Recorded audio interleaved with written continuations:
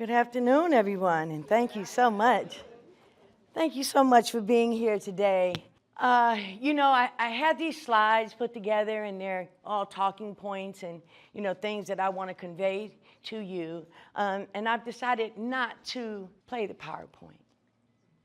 And I want to say that if I bring up anything that may hit home for someone who may have not done the work on those specific issues, I encourage you to please reach out to whatever it is that is your support network, whoever it is that you go to when you need to be uplifted and be reminded how special you are, and work through those feelings.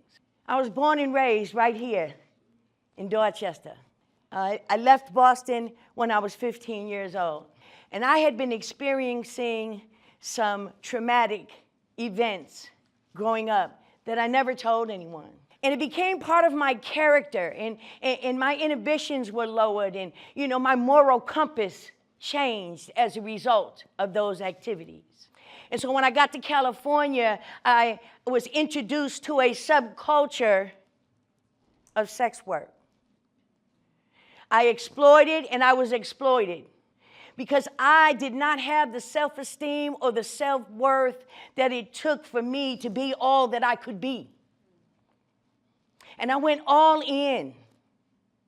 And I gave birth to children addicted to drugs. And I did not take care of them. I was not responsible for them. And so imagine in and out of jails and institutions, continuing to participate in debilitating activities. And you can only go through the revolving door of county jail so long before the judge gets tired of you with the 90 days, 6 months, 1 year, 8 and 20 on a year, and they sentence you to state prison.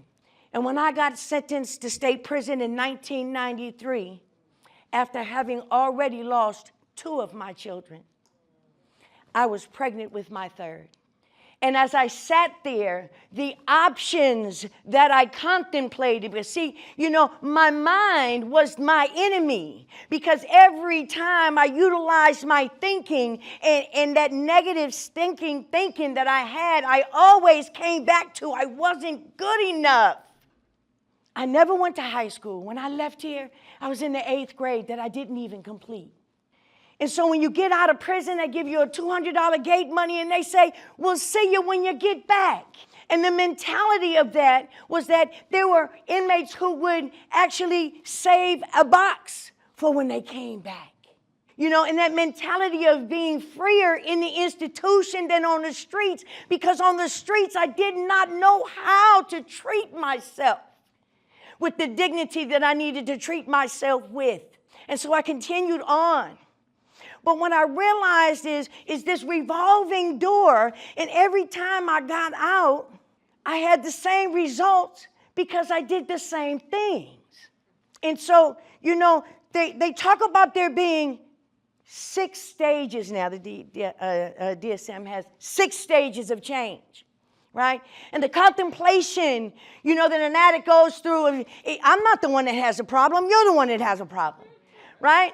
And then a contemplation of, maybe it's this behavior that keeps getting me these prison numbers, right?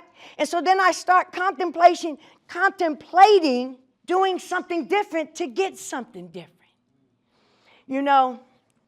I've been able to give California Department of Corrections and Rehabilitation back 2 California state numbers.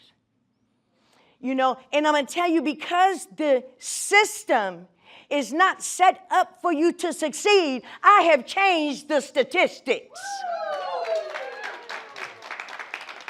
And I'm going to tell you, it wasn't a process that I did alone.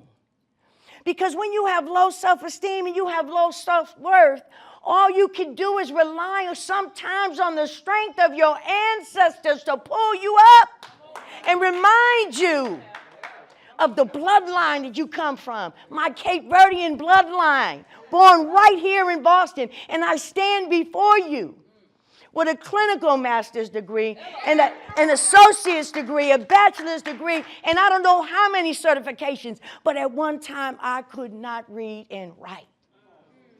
And the humility that it takes to say, I don't know. Will you help me? The humility that it takes to be accountable for everything that I have done in my past. There is nothing that I can do to make up to my children for the loss. But moving forward, the beautiful 11 grandchildren that I have never seen me loaded.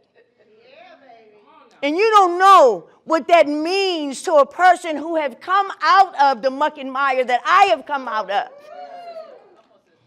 And I stand here that if there is anything that you think that you can't do, you're wrong. Because I beat the statistics. I got embraced by an atmosphere of recovery and an atmosphere of education. And I have a fellowship and a solid foundation that I stand on, and I walk my talk. Right? Because I have to live by example for my children. Right? And the only apology that I could ever make to them is just not to do it no more. And it is incumbent upon me to make that message known that change is possible. Right? They say, once a pickle, no longer a cucumber. I beg to differ. I beg to differ. Then if I will leave you with this, resilience is a process. It's a process of believing.